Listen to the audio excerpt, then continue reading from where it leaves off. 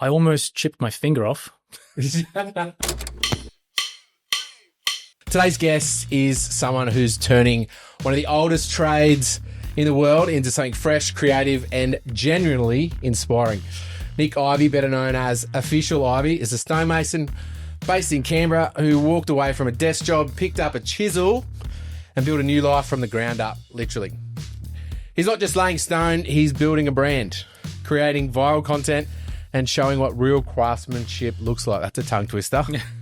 Whether it's a massive retaining wall, recycled concrete builds, or heritage sandstone staircases, Nic's work is raw. His videos have racked up millions of views, not because they're flashy, but because they're honest. He's showing the grind, the pride, and the process behind great work. Nic, mate, pumped to have you in here. Thanks for coming in. Thanks for having me, mate. That was, puffed my chest out a little bit after that intro. Could have just been man with a hammer makes walls. Yeah.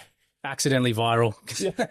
Accidentally viral. Oh, mate. But let's start at the beginning, eh? Yeah. Like, tell us about your story. How you got into stonemasonry, what drew you in, and where it all began. So basically, I started my career, my professional career, working for universities. Yeah. So I started doing study abroad at the University of Canberra, and I was hosting inbound students. So I was all the students from all around the world. And then I shifted from that into international recruitment up in Sydney for USyd and then UNSW. Yeah. So it's sort of similar. And then basically just spat the dummy doing that. I'm not built for the office at all. Yeah. And the final straw was just before COVID time, cracked it. And then my brother-in-law, who's a 5th generation Irish stonemason, he was like, why don't you come and try building a wall with us? Yeah. And the first wall we finished, it was just something clicked. I was like, this is it. This is exactly what I've been looking for. Yeah. I get to make things with my hands. I don't have to tread on eggshells around an office dealing with office politics. Yeah. I can just be who I am and get paid well to do it and be creative every day. Yeah, that's awesome. Look, I'd say with carpentry, I'm sort of the same. I say I'm the same. In year 10, I left and went and did work experience. And then from that point on, I just absolutely loved it. Yeah. Building with your hands. It's a different, when you get home, you feel tired, in your body as well. And I feel like the sleep is, I don't know, a lot more regenerative. Did you have the same thing? Being stonemasonry, it's one of the toughest. I think I know exactly what you're talking about. I think I'm probably almost as ADD as you can be. Yeah. And so if I smash myself every day building, by the time I get home, my brain's quiet. Yeah. So it's I've expended all the energy I need to actually just relax and enjoy a good evening. Whereas I think before when I was in the office, I'd get home and I'd just be antsy, like an ADD kid running around at home. You're I need to do something, but I don't have anything constructive to do. Yeah. So then finding that in stonemasonry is the end of the day, I'm completely buggered. I'll go hard from 7 till 4. And by the time I get home, obviously doing content now, but fall in a heap and I can actually just relax. Yeah. And what made you stick with it though? You went and built your first wall. I think it's a good question. I think that I actually just fell in love with it. Yeah. I fell in love with the process of building with stone, and it was just so raw. And I think one of the key things that has really made me stick with it and helped me fall in love with it, like I said, was the creativity of it. Yep. And there's this process of creativity that I think that I need in everyday life. I used to get it in things like photography, but there was a big gap in my life where I didn't have any creative outlet. And then it was kind of photography and videography, which is where I developed some of those content skills years before doing it for stonemasonry.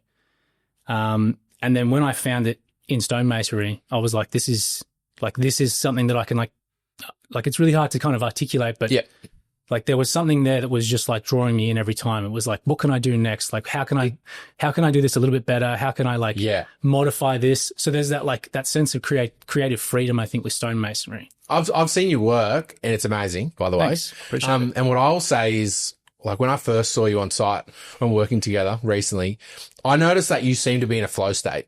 And I feel like most tradesmen will understand that. People that, don't, aren't in construction, maybe not understand what the flow state is. Would you say that that's a really important part of what you do, or? I think you hit the nail on the head. I think that was the word I was looking for. Yeah.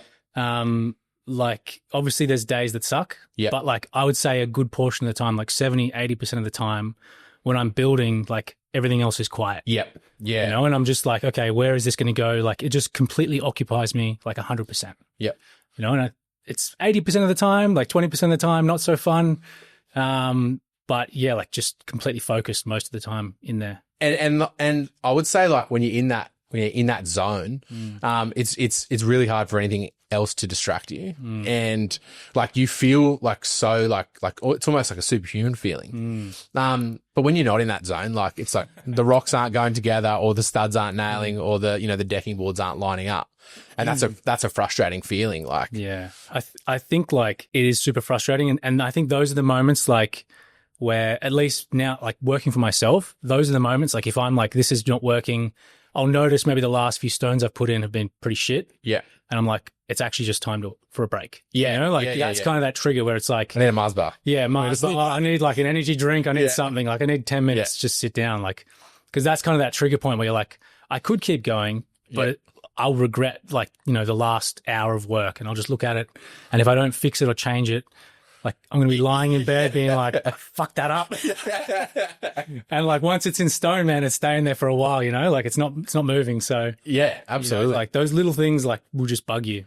I want to talk about your wedding arch, getting married. That's the recent one. I really like that. Where did that come from? And like, what did that just pop into your head one day and you'll go and you thought that would be cool? I always wanted to build a moon gate. I've never built one. So that's the stone circle, like self-supporting stone circle. The arch, right? Yeah, the full arch. And so originally I was like, well, you know, a wedding is the perfect time to build one of those. Like that's a good time to like test it and experiment with it. Yeah. And I'm lucky enough that my parents have a property where I'm getting married that I have that space to do that. So I'm not doing it for a paying client where like at the end of the day, you know, there's this other pressure. Yeah. It's kind of like just that pure, like I'm building this for me. Yeah. I can take my time. I can do what I want.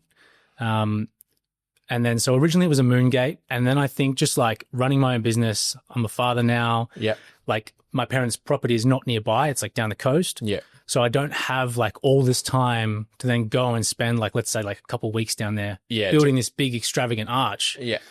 So I was like, what's the kind of like tamed down version of that I can do in a week that's still going to be special? And then so what we came up with was this arbor. So it's like a sandstone pad with like two uprights and a crossbeam. And then I've cladded the bottoms of those uprights. Yeah. And that's kind of going to be where the ceremony space for the wedding is. Yeah. Like what, flowers around there? Yeah. Like if we had enough growing time, I want to plant like bougainvilleas there and like wrap them over. Yeah, that'd be But sick. I think we'll kind of just like dress it up a little bit, do something like that. And then, like just... I noticed on that one you laid the stone out first. Yeah. And like, is that because you just wanted to make sure it was like 100%?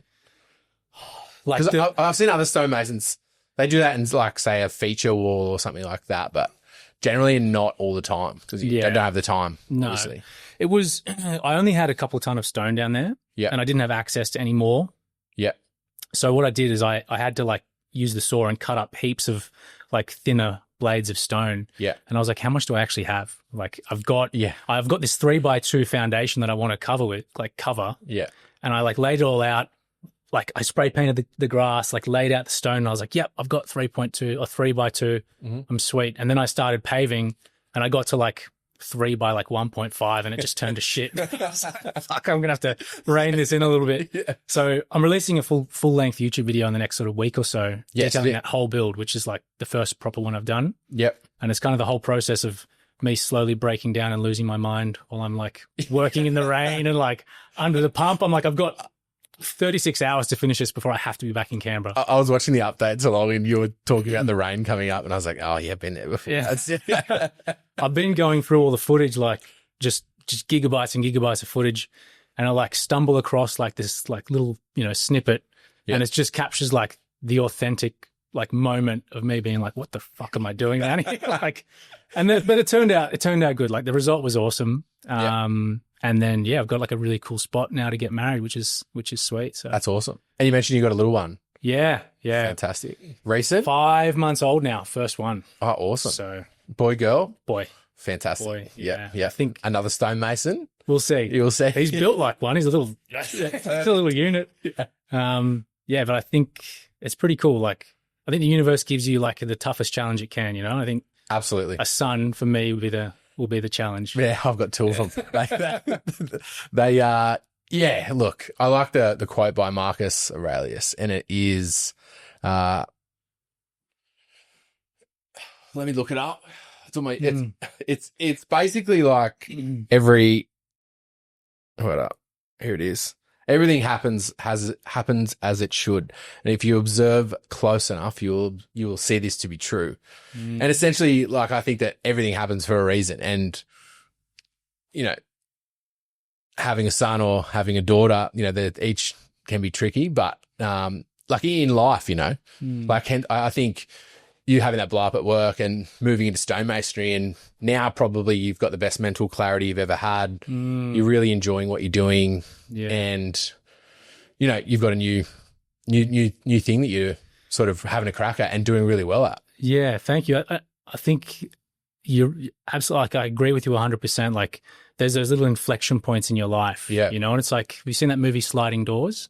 Oh no, I don't think it's this old like rom-com, but like it follows two timelines of like one thing happening where the guy catches a train, and one where he misses the train, like the doors close on him, and it's just like two completely different life paths. And like I feel like there's always those inflection points. Like you can't look at the other side of that, but you know, you've got those inflection points, but like one decision where you're like, your life completely changed. Like, I'm changing this, you know, like, and that cascades down, and then you look at it like, you know, 8 years later, and you're like, fuck, like I wouldn't be, you know, this happy doing this. Like maybe I would, but like I wouldn't be here doing this if I didn't like have that single little moment where I was like, flip the table and fucking walk out, like I'm done with this shit, you know? Like I think that's where good things happen sometimes too. Like you just get at the absolute wit's end, and you're like, I've got to try something different.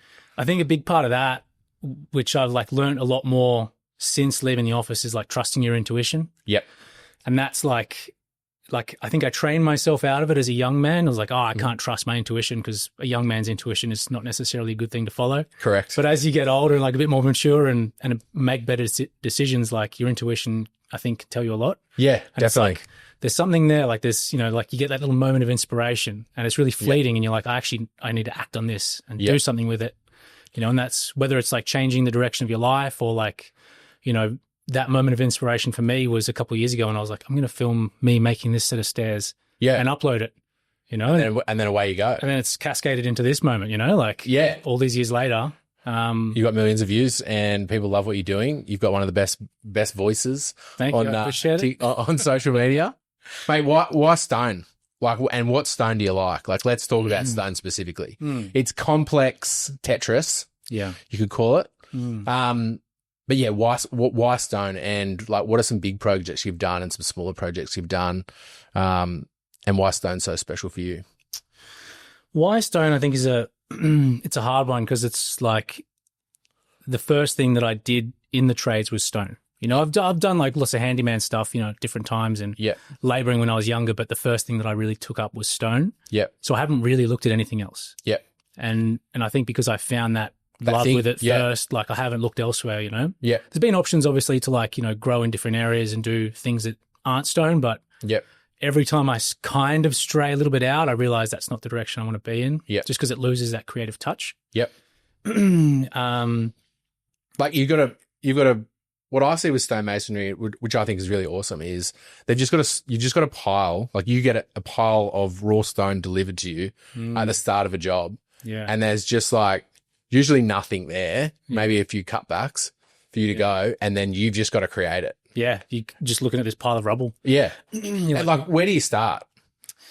It's all process driven, right? Like, you know, I think for someone who hasn't done any of that, you look at a pile of rubble stone and you just think like, no. Like, it's not going to work. It looks overwhelming to me. But, you know, just like landscaping or building decks, something like that, it's all process driven. It's like, all right, I'll do this first, you know, and then it all just follows on from that. So stonework is the same thing, like building retaining walls, it's the same thing. You know, you set everything up, and by the time you lay it all out with enough experience, you go, okay, this goes here, this goes here, this goes here. So it's obviously like you still have every moment of creativity, but in each little sort of stone we lay, there's a process with it. So it's kind of directed by the space that we're building in. And then you just work backwards from that. So you're like, all right, this is where I'm going. You know, I need a stone suitable for this. And then when you lay that one, you know what you need next to it. And then it just, you know. It's just a knock-on effect. Yeah. And then the experience will come in when you're looking at that pile of stone and you're selecting which one that you want to start working on, right? Yeah. Like you can find one that's going to take 2 hits of a hammer, or you can find one that you can hit for 15 minutes and that final little hit will snap it in half and you have to start again. Yeah. So that's that, like, you know, the years of experience will make that process a lot easier for you. Yeah. And now you mentioned your brother-in-law taught you. Is that right? Yeah. What was that like? Tell me what he was like as a teacher. Great. Really good. Really good. I think, as I said, he's like a 5th generation Irish stonemason. Yeah.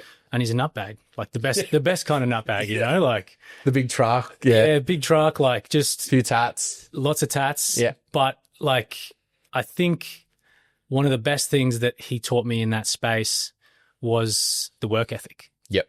So as a stonemason, like if you're working, working at kind of a chilled pace, you're probably not going to be earning much more than minimum wage. Yep. But if you work like a crazy person, you can do well. Yep.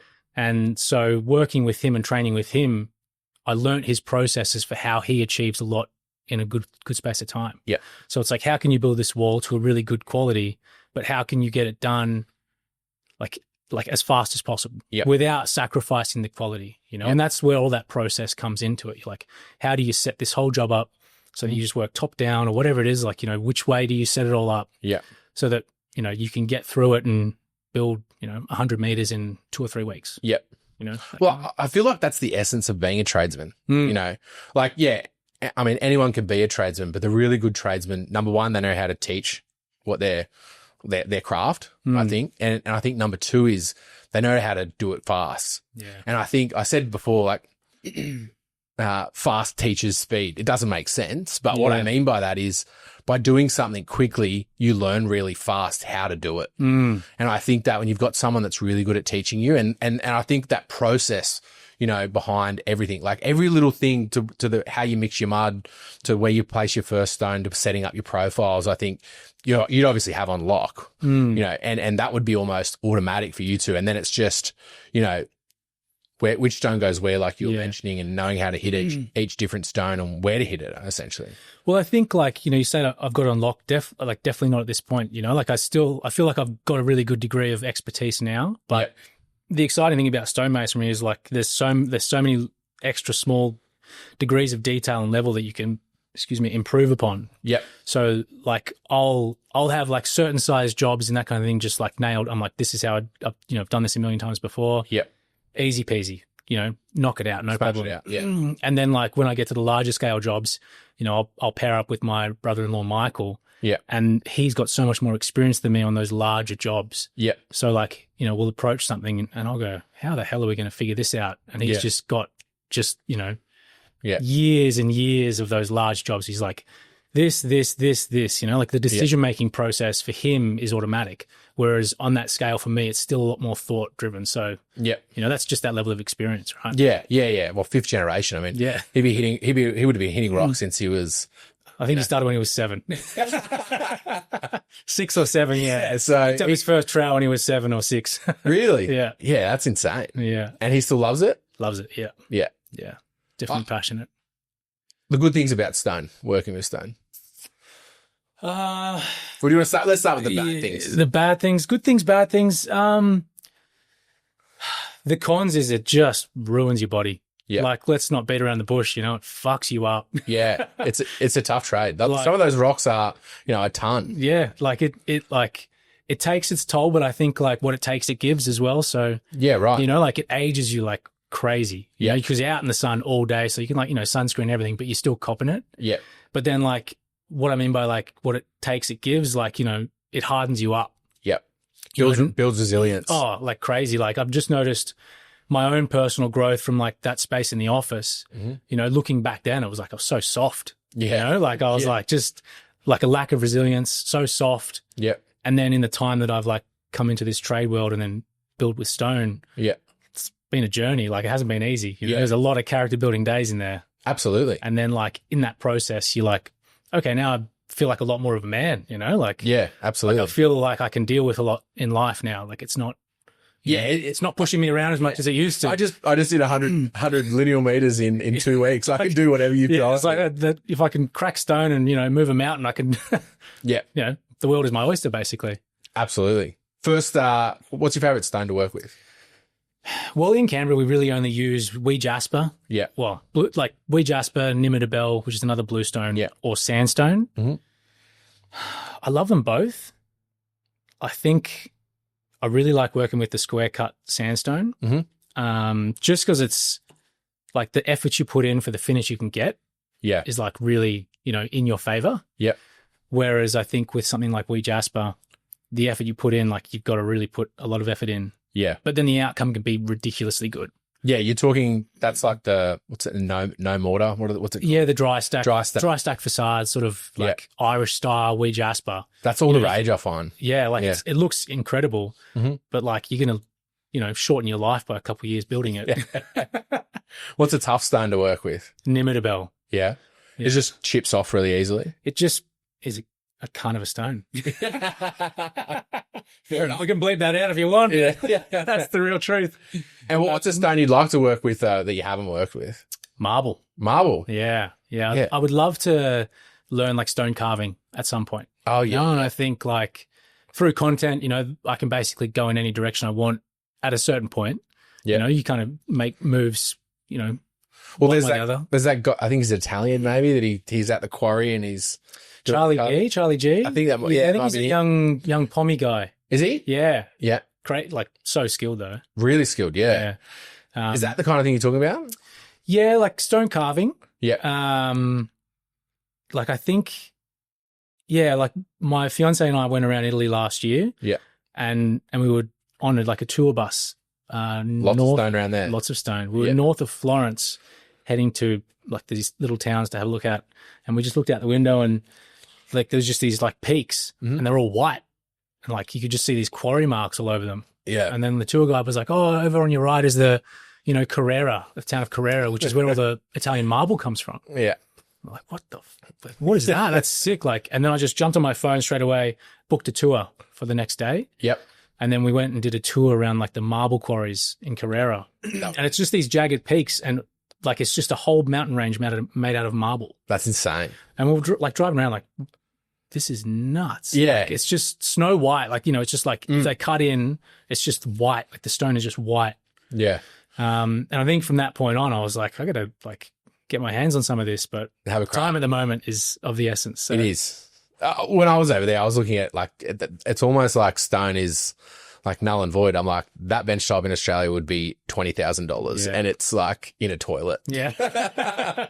Literally out the window, like out the toilet window of our Airbnb, there was like someone doing stone carving with marble and there's just like slabs of marble and they're just like pushed to the side. And I was like, out there is like $500,000 Australian of stone and they're just like, meh. All right, let's change it up. I want to talk about TikTok and I want to talk about your social media. Like, how'd you get into that? Like, talk to me about where that came from and like why you decided to upload a video. We talked earlier about that moment of inspiration. Yeah. And I just had this moment of inspiration. I can't even remember what triggered it. I just was like, I think there's something in this content game for stonemasonry. Like I can't remember where like the genesis of the thought was, but I was just like, I'm going to try it. And I filmed myself making a set of stairs. Yeah. And like accidentally I was like, oh, here's 3 things I love about being a stonemason. Not even realizing that like lists and that kind of thing were really catchy. Yeah. And at the time I was like, I don't want anyone that I know to see this. So I uploaded it on TikTok because no one I knew was on TikTok because I'm getting old. Yeah. And I was like, perfect. Like I'll just upload it. Like I don't even know what my name was at the time. It might have been the same thing. And then I think it was maybe like a week or 2 later, my fiance and I went to Bali. Just on our like first holiday together. And I just like looked at my phone like halfway through the trip, opened up TikTok and it was like 30,000 views or 40,000 views or something like that. Yeah. And that to me at the time, I was like, Jesus, like I'm famous, baby. I'm rich. Obviously not now. Where's the deals at? Bring me the deals. Yeah. Where the brands. And that was like, I was like, shit, like, okay, cool. Like there's something in this. And then I just experimented with it. I was like filming things, like just a lot of really crap content, basically. I was like, I'll do this. And that was about 2.5 years ago, I think. And then just like over that time, sort of, spread that content to different platforms like Instagram, Facebook, YouTube. And I think it's just like that iterative process of like, if you're uploading a piece of content every day, you're going to learn pretty quick what works and what doesn't. Yep. Yeah. I'd say with your content, like, one, I love your voiceovers. You always like, Thanks. It's almost like you're smiling when you're doing it. And it's like, I'm like, I'm just going to be a cheeky prick here. I can hear you enjoying. I mean, yeah.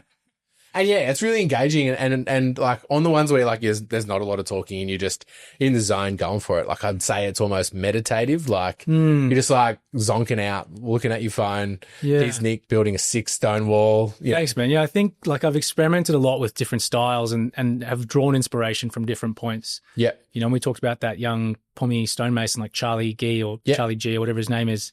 And you just kind of see little things that he does or different like content creators do. Yeah. And like I just picked up a little things like that. I'm like, oh, I'll try something like that, and then it's become this kind of like attempt at like an expression of like storytelling within like, 15 seconds. Yeah. And it at the core of it, it's all like human psychology. Like, how do people pay attention to things? Like, what are they seeing when you're making something? Mm-hmm. So like my recent success, I'd say like in the last year, more of my focus has been on like trying to like figure out the human psychology of like those short form videos. Yep. So what are all the different things that like people are paying attention to when they see a reel, like how much time do you have in that first, 1 second, 2 seconds. It's literally like it used to be 3 seconds. I think it's shortened now, the attention span, you got to grab someone in a second and a half. Yeah.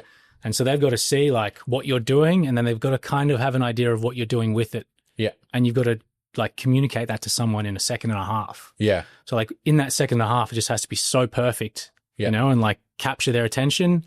And then just like that little emotional journey of attention throughout like the 10 or 15 seconds or 30 seconds that you've got them. Yeah. And then like pay that off at the end and like just kind of like just get this really dense like. It sounds like you've learned 2 trades. Yeah. I've got like learning stonemasonry and content psychology degree. Yeah, 100%. Yeah, no, look, I really enjoy your content, and I know a lot of people obviously do through the success of all your videos. Has it helped your business? No. Yeah, massively. Like, I think I used to do paid Facebook advertising. Yeah, I haven't done any advertising. Well, that's how we got onto you. When I found out you're in the ACT, I'm like, I'll give him a message. He's probably really busy, but it'll be good to say hello. And then away we went, essentially. Yeah. That was going on 6 months or something. Not even early this year thing. And yeah, like it's just been, I'd say, shockingly powerful for business. Yeah. Like it has surprised me. Oh, really? Yeah. Like I thought it would be good.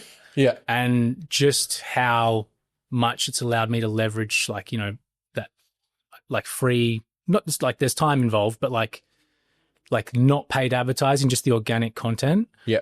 Like has allowed me to grow my business like super quickly. Was there a strategy behind it, or you just like, I'll just, put this up? Like now, obviously you've got a fair bit of strategy by the sounds of things, but at the start, like you obviously learn along the way, but, are you planning things out pretty consistently now, or how do you do it all? Kind of just throwing shit against the wall and see what sticks. Yep. That's the strategy. Yeah. No, there is more strategy now. Early days, it was just a shotgun, let's see what works. Yeah. And part of that was like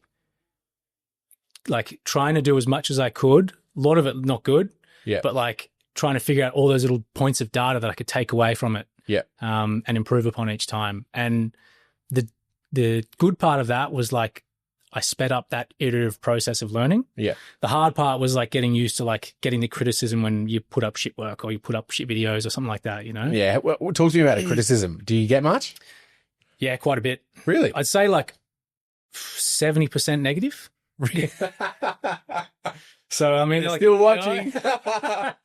It's engagement. It's engagement. But like it's shifting, I think, like shifting over time. Like Instagram, generally quite positive. TikTok, normally like more positive than like really positive. Yeah. Facebook is a cesspool of humanity. It is just the pits. like all the most miserable people on the planet inhabit Facebook, and like engage with content on there. Yeah. You know, I'll put up like some of my best work. I'm like, they can't have any point of criticism. I'm like, there's nothing I haven't done that's not perfect in this. And some bean sprout from Minnesota is like, you shouldn't be doing this or that. And I'm like, shut up, you prick. Show me one of your walls. If you want to criticize, at least have a go at your own content. I remember back in the day, or probably 10 years ago now, I put a photo up on Facebook for ACT Decks, and we did this like signature mitered corner. And I was like, tell me what your thoughts are. And underneath it, I just got absolutely rinsed. And I was like, I'm never asking people what they think of anything again, because like, I was like so proud of it. I'm like, you know, why would you do it like that? Wasting time. And I was like, oh, damn it. Like, it is difficult. Like dealing with the criticism, like when you're getting started with content, like it'll ruin your mental health if you engage with it. Yeah. You know, and I think building resilience, you know, and I think trying to like detach emotionally from like what the content means. Yeah. And like just enjoying the process has helped a lot. But one thing, like I kind of developed like a set of principles over the years of like doing content. Yeah. You know, and the first one was like, don't talk about money. You know, just try to focus on the craft, focus on creativity. Yeah. It was like no politics or religion. Yeah. You know, like everyone's got different opinions. You know, and I'm building stone. I'm not trying to change the world. You don't need to talk about right? that. Yeah. And then it was more for myself is like, don't engage with any negativity. Yeah. So like you'll see a lot of content put up by people and it's like criticizing others' work or different things like that. Yeah. And I just found I was like, you know, there's a lot of points that I could potentially criticize people, but then it like comes back at me. Yeah. Like just in like that flow of energy, you know, it'll like come back at me in that way. Yeah. And then it was like not responding to any negative comments. Mm-hmm. So I kind of like stopped responding to all comments essentially for a while there, but then just kind of cherry picked the positive ones to engage with. Yeah. And then like that freed me up to then just enjoy the process of making content. And you do enjoy the process, obviously, because you've been doing it for a while and you're really good at it. Yeah. Yeah. I just put some. Thank you. I put some stuff up recently, and I copped a few negative comments. But I like similar to what you were saying. But I was like, oh, no, I want to know more about this. Like I've just said back to them, like, explain your thought process. It might have been a post on, you know, the government needs to do more to make housing more affordable or something like that. And you know, anyway. Well, that you're like you've taken on a big challenge with the changing construction there. I have full construction change, like, and that. Like, again, like so many people are so invested emotionally in that, right? Like housing cost approvals, like, like finding any positivity in there is going to be tough. Yeah. And there's definitely positives in there. There are there's positives a lot of people in that just want to be miserable and complain about stuff, right? That's exactly versus like try to make positive change. And that's really what I want to do. You know, like part of this podcast, it's all about putting positivity back in construction. And I think that there's this mentality of like, you know, I've probably been guilty of it a little bit through the rally of this us versus them mentality maybe. But then when I really started to think about it, I thought, no, well, they're just trying to do their job. And like when I looked at each bit of, you know, regulation or whatever they're bringing in, I'm like, well, the intent behind it is this. It's to stop people from, you know, doing X, you know. Yeah. And maybe the government's not aware that it's causing this massive knock-on effect. Like, for example, the trees. They want to protect more trees. And they want to, you know, so we don't have, I guess, suburbs like New McGregor or the ones with no trees in them, like, essentially. At its like core principle, fantastic, right? 100%. Like, you know, everyone should have a decent sized tree in their yard somewhere to provide some normal shade and, you know, so it's not so hot in the suburbs, I guess. Yeah. So they're like that, love that, you know. We want to protect, you know, really nice looking trees. But where that like falls down is some of the laws they brought in, you know, the restrictions they brought in just make it really difficult to operate. And I think where I wanted to come from was like, hey, let's just talk about this, because if we continue to talk about it, then we can come up with the problem. Yeah.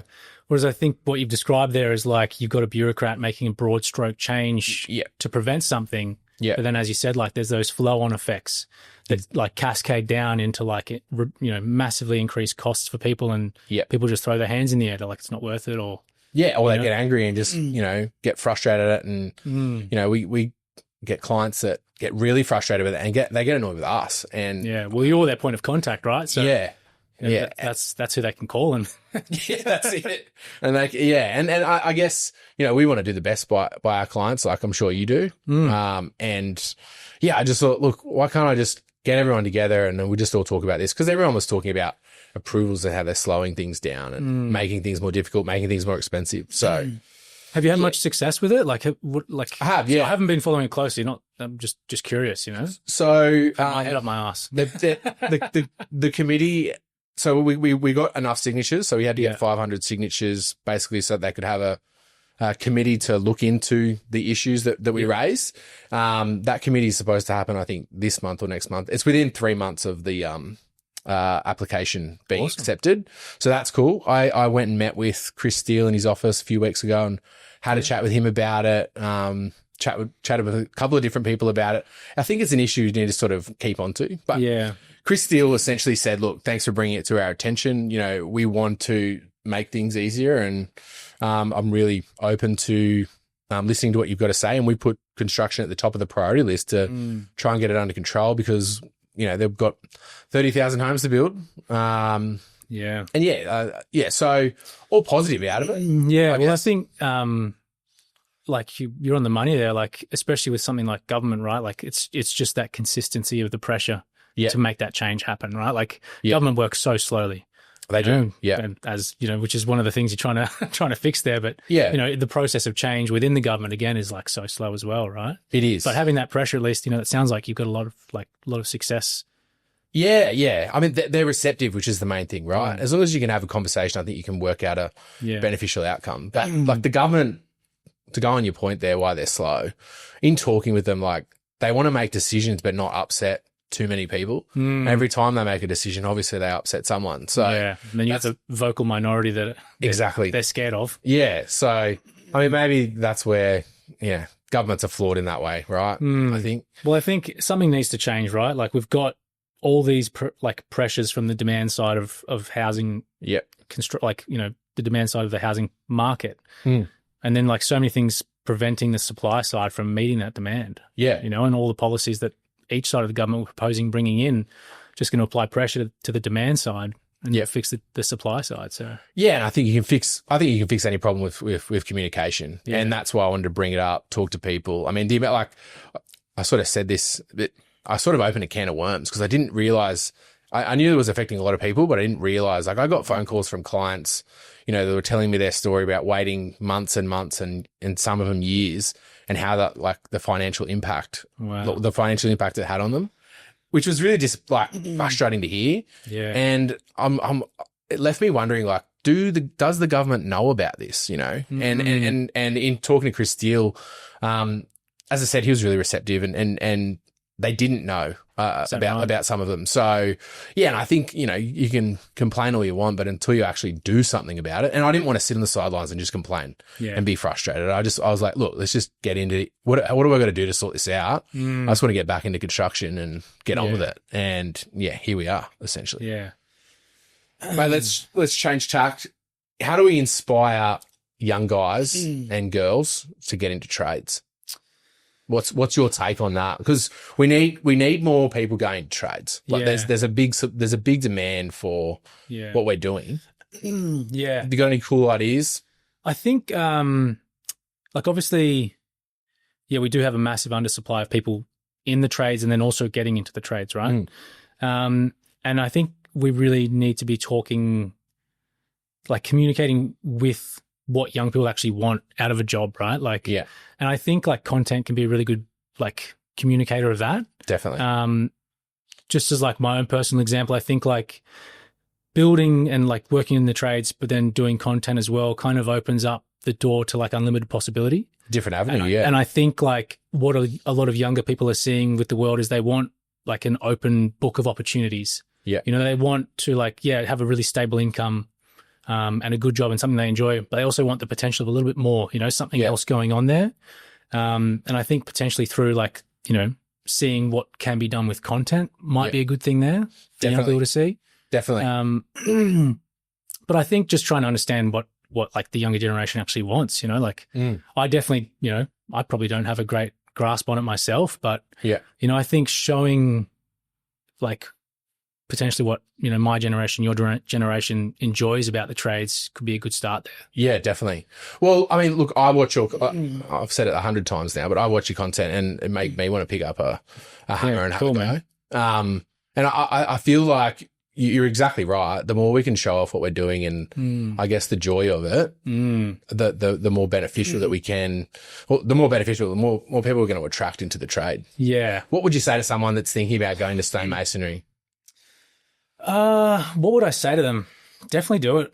Like it's cool. Like I think all the traditional like crafts and trades, I think just have such a big part to play in like the future of the, building and, you know, yeah. Are you looking to expand your business, and where are you at with that at the moment? Or are you solo by design?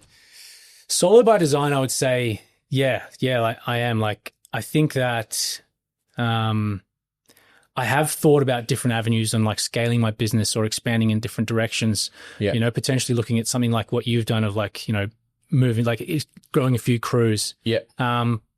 And then there's moments where I'll kind of walk down that road for a little bit. I'll start trying to look for people, not have a great deal of luck, but not necessarily because of the people I'm finding, but of how I'm looking, I think. Yeah.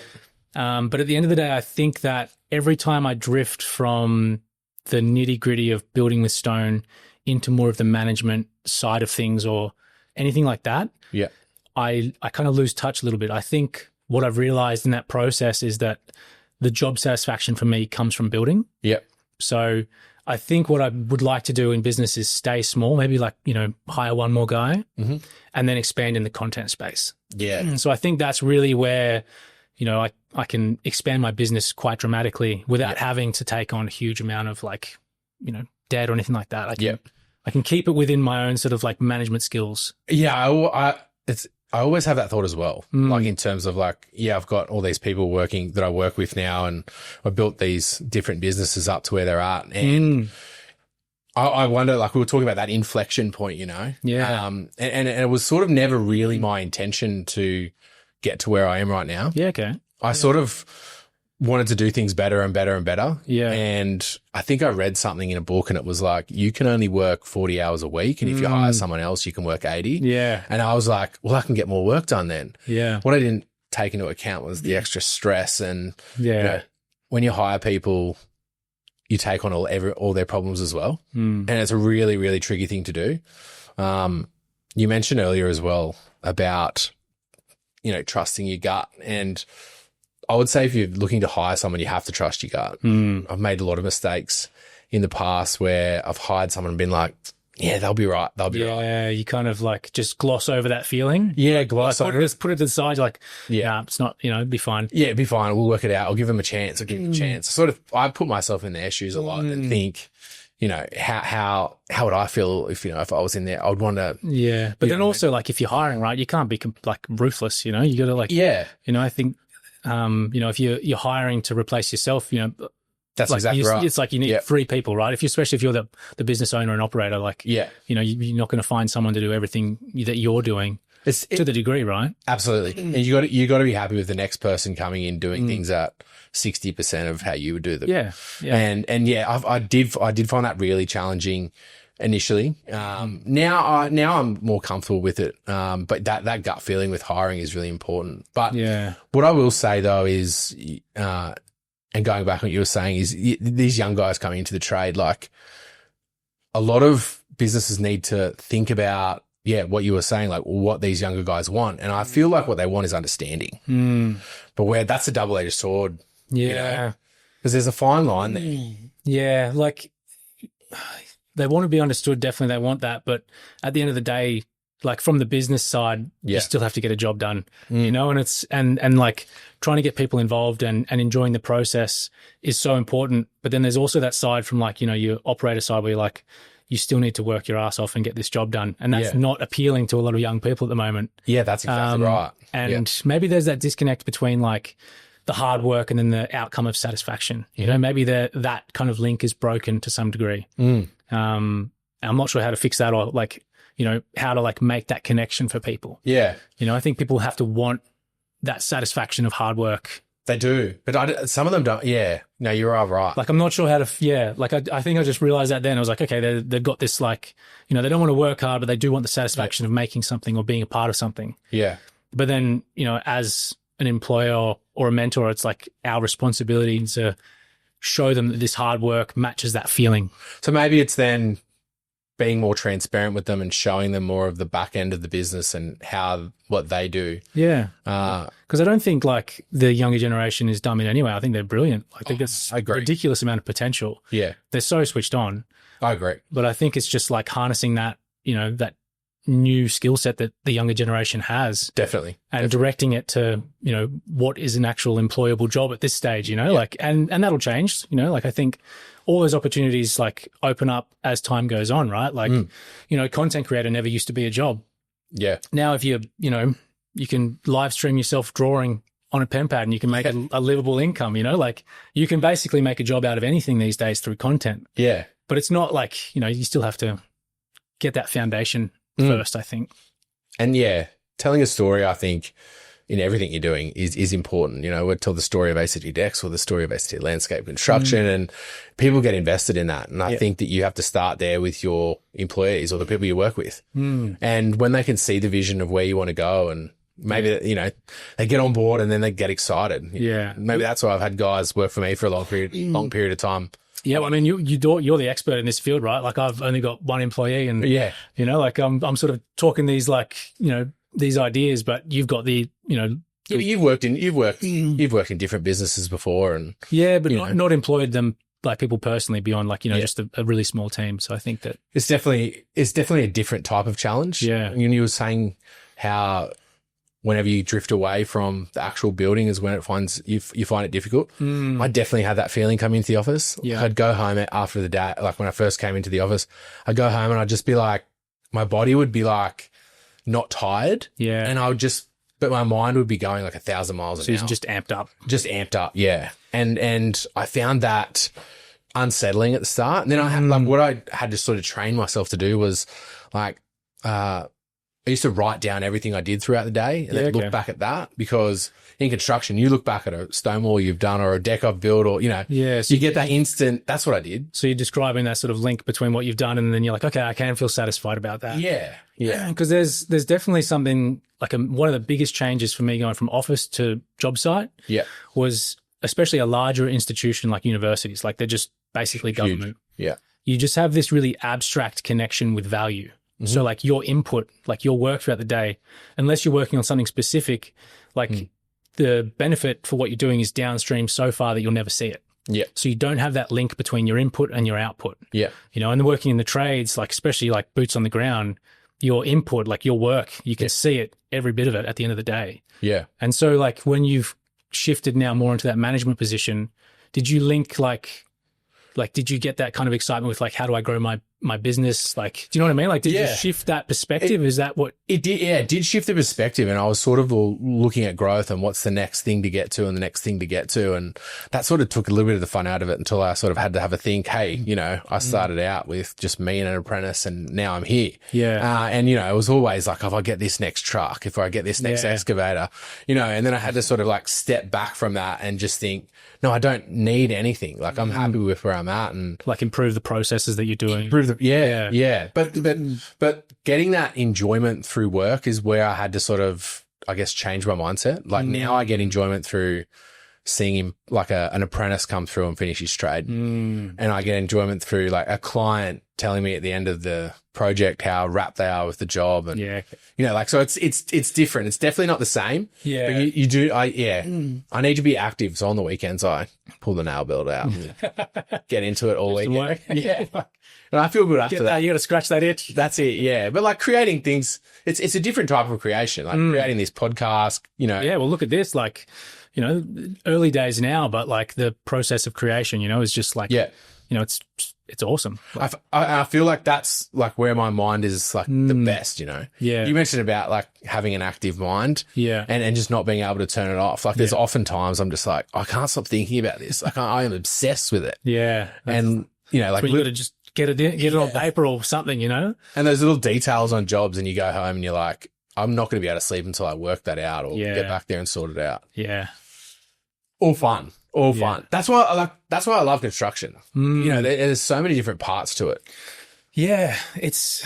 I remember growing up and thinking, yep, university, that kind of pathway was for me. And I always like was a bit of a snob about like the trades, like, and I think that was like, instilled in me maybe by my parents, but they're not snobs at all. They love getting their hands dirty. But I think it was just like, oh, like, you've got to go to university. That's how you kind of do well in our modern world.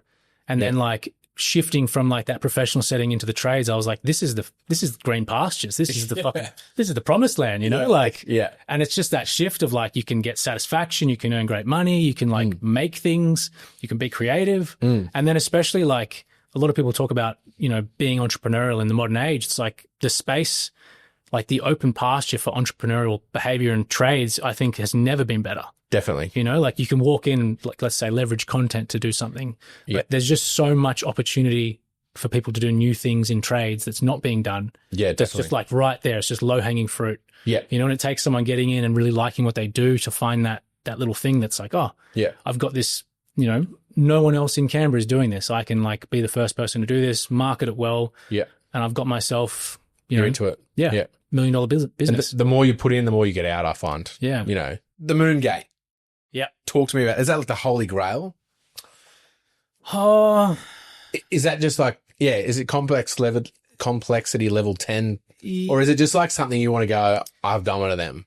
I think the moon gate for me is like, it's like the most difficult thing that I can imagine right now. Yeah. You know, and I think like working with stone is super cool because you can look back at like, or just look at anything that people make and you're just like, how could I build that? Or how would I do that? Yeah. You know, and that applies to like all the things that I see other people making on social media, but then it also applies to like all the things that humans have built throughout history. Yeah. You know, like there's just this massive heritage of working with stone. Yeah. And all that kind of stuff gets me excited. You know, I look back at like different parts in history that they've built these like monuments. I'm like, I think of the golf courses and the little bridges that they put in. Yeah. Stone. Like stone bridges. Yeah. Like I think about like, you know, different things in like South America, you know, like Machu Picchu and like all these cool things. Like, and I draw inspiration from all of those places, like all those old monuments. I'm like, what can I build in my time? You know, like what can I actually like? And the first thing for me on that like chain of like growing and like trying new things is a moon gate. Yeah. So what is like? So stonemasonry is obviously steeped in tradition. Are there any traditions with stonemasonry that people wouldn't know? It's probably a bunch that I don't know.